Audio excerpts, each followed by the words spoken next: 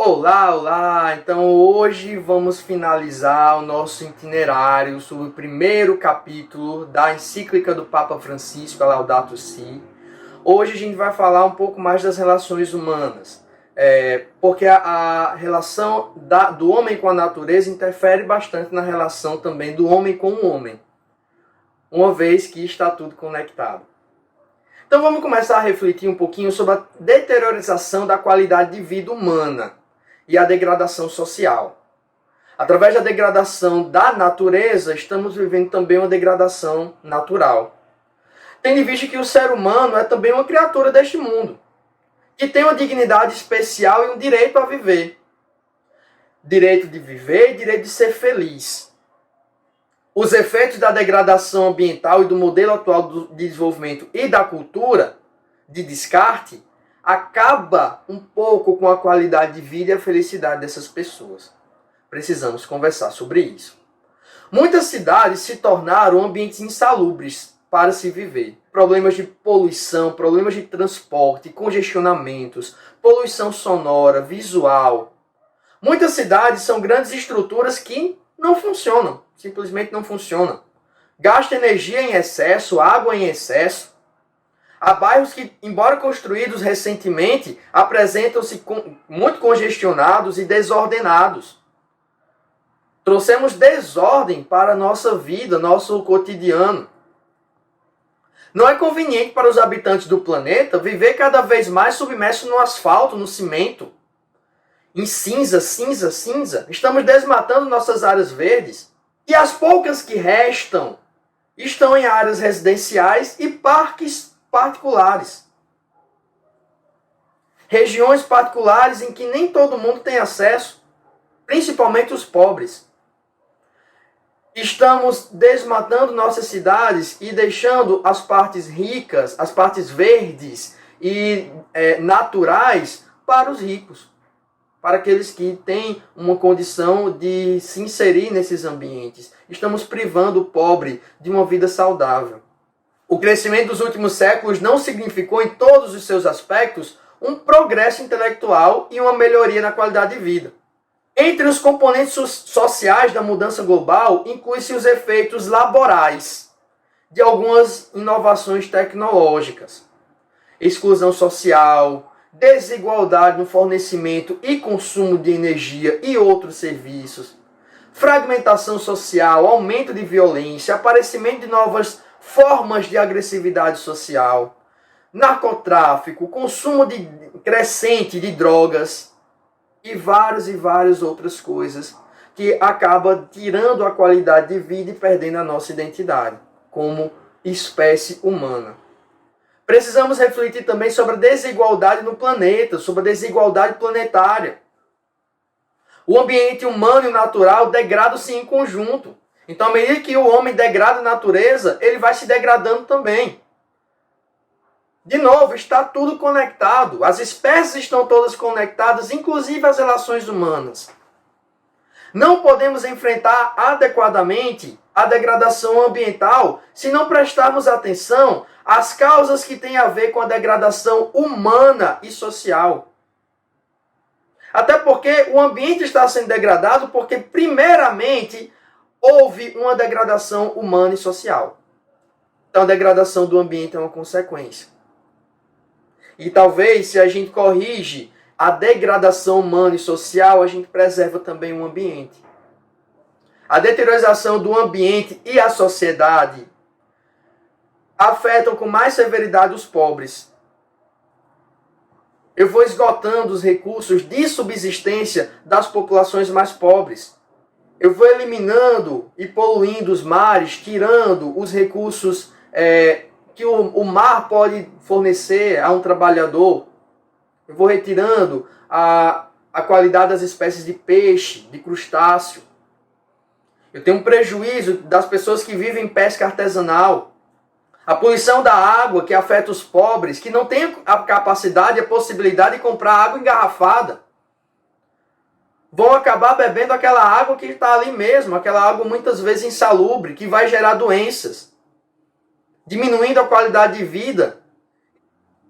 Em outras palavras, o impacto do desequilíbrio ambiental manifesta-se também na morte prematura dos pobres.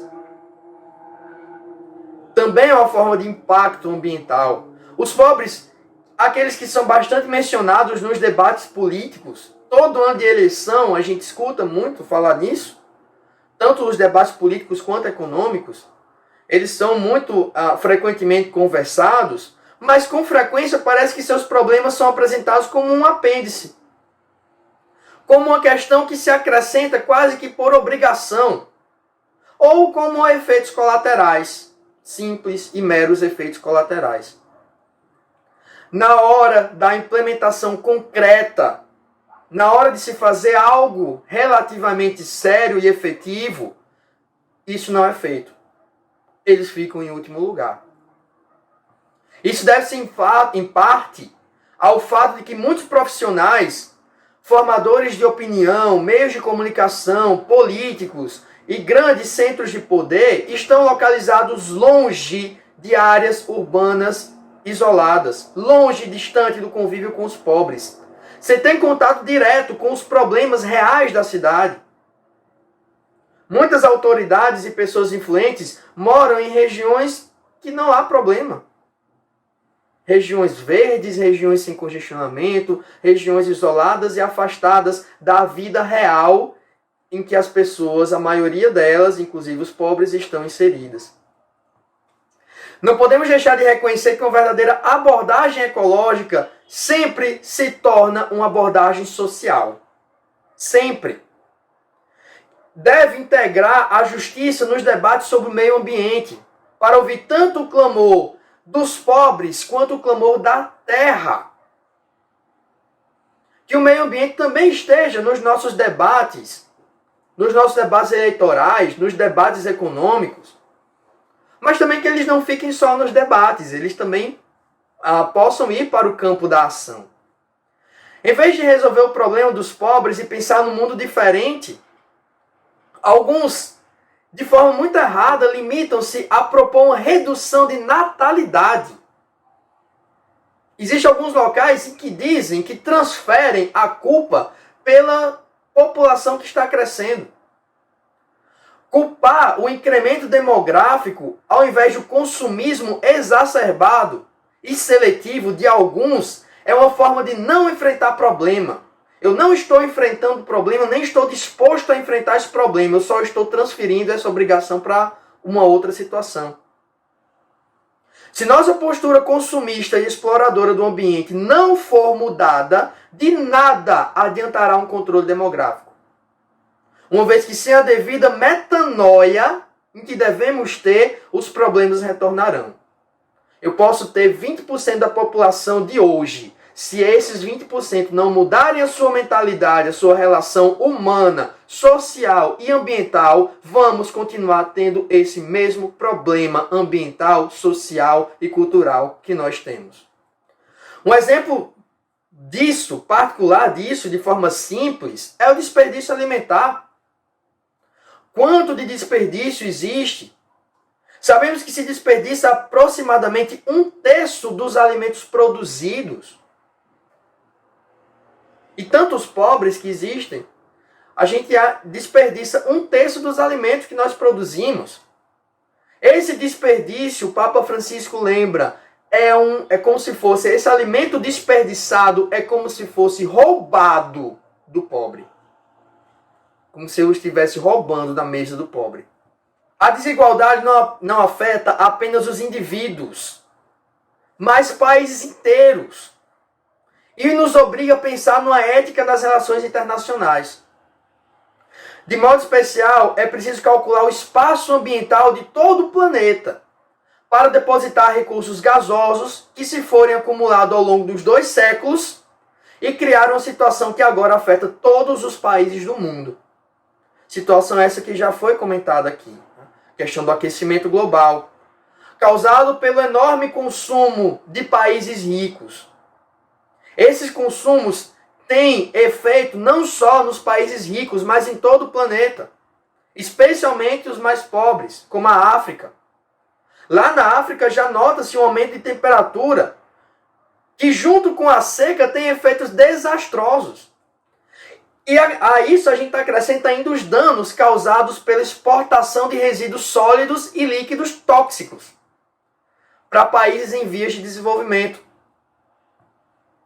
Países com menos capital estão recebendo esses resíduos tóxicos e inserindo isso na sua população. Grandes multinacionais se inserem em países em desenvolvimento para gerar esse efeito e de repente simplesmente eles saem. Migram, vão embora e deixam um problema para ser resolvido entre aqueles países em desenvolvimento. A dívida externa dos países pobres transformou-se num instrumento de controle.